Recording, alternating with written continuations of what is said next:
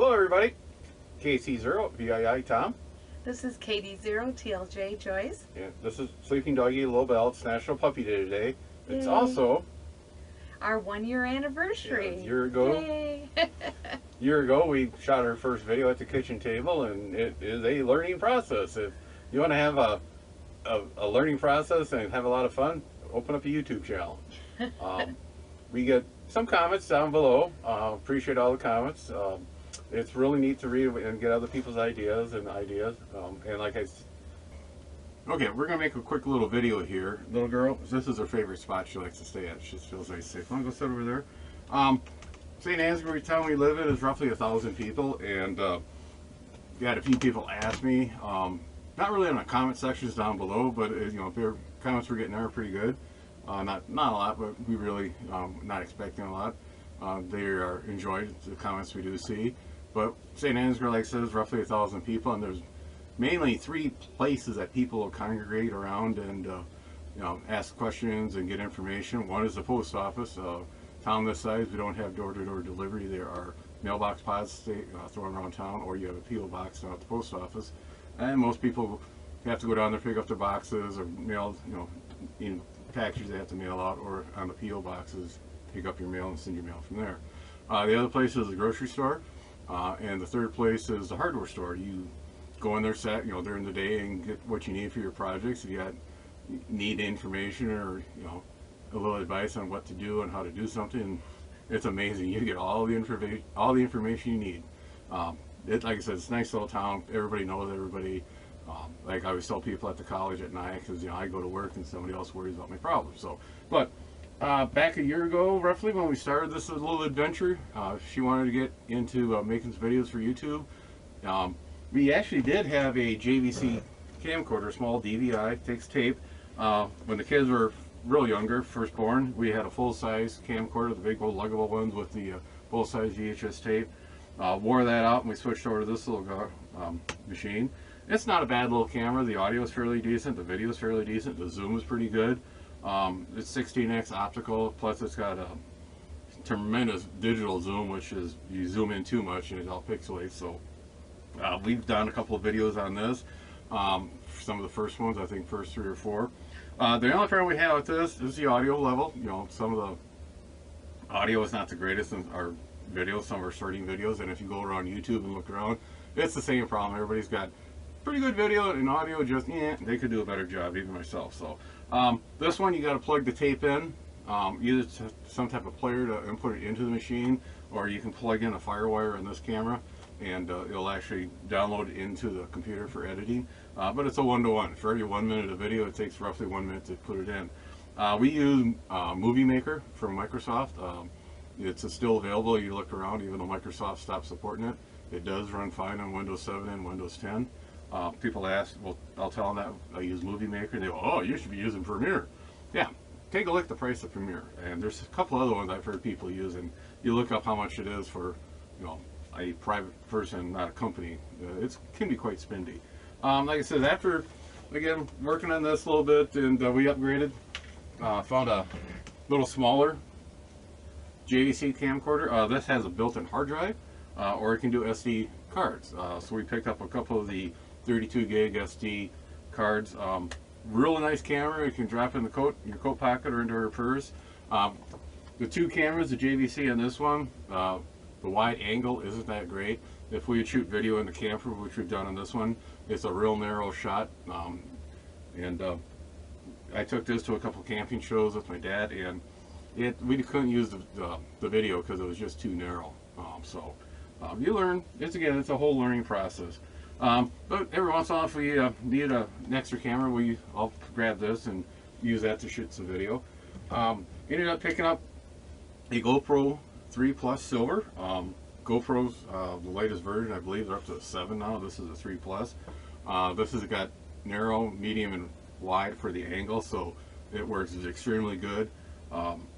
SD card, so that's going good. Just pop the card out, stick it in the computer, move the files over, and start editing away. The problem is, we were at last summer field day. Mary, KB0 SVG, she made a comment, says, how do you know what you're shooting? Because on the back of a GoPro, you really don't have a viewfinder. They do sell a viewfinder, and I was out trolling the internet. Somebody was unloading their GoPro 3, and they actually had two of these little snap-on viewfinders. So okay, that's pretty good, and a handful of accessories. So we got a small suitcase full of little accessories, cases, waterproof cases, the floating dongle, so if you drop off your canoe, the camera will float so you can recover it. Straps, the head straps, the chest straps. So like put the strap on bell to modify that so get a dog's view when we go for walks. Video is real good now. We got the video pretty good, but the audio is it's still pretty weak. I won't say bad, it's just weak sometimes. Came across this little guy, plugs into the camera and the the USB port, and you plug in a little microphone on it. Real good audio, quite surprisingly. It is stereo left, right, even though okay, it's stereo audio. Most people don't care, don't realize it. But one thing we found out before I bought the little back viewfinders, I was using the app on my iPhone to monitor and control the camera. So in some of the videos you saw me with the cell phone off to the side, I was looking at making sure we were in the shot and all that. This thing will pick up the Wi-Fi. I mean, the first couple times we come through where the beeps, buzz, and clicks were, and got it narrowed down as this. So I put a little tag on to remind me, if we use this, we can't use Wi-Fi. One of the parks I ever walked around the camera, walked underneath the street light that had the Wi-Fi access point. And in the background, the audio, if you listen for it, you can hear the beep, beep, beep, click, click. So, we got still a little audio problem. Is getting better. Figured out in the computer program, the Movie Maker, how to improve the video here and there. And just by sheer chance, came across a Panasonic P2. I can't remember the model number of that, but it's getting back to a pro consumer line, I guess you'd call it, a full-size camera. It can do DVI tape, or also it can do these little PCMCIA cards. This is a 16 gig card. It's just a whole bunch of RAM in here, memory. What's nice about it, it will write to multiple sections at a time, and it will read multiple sections at a time. So if you have a failure or a corruption in file, there's a backup. It's kind of like a computer RAID assembly. 16 gig will get you roughly 16 minutes. The camera will hold two of these cards. So I wish I would have done a little more research before I got the camera. Like I said, the company wanted to get rid of the camera right away because they haven't used it in a while, and they were just trying to liquidate it. I think they're trying to raise funds to get something else. This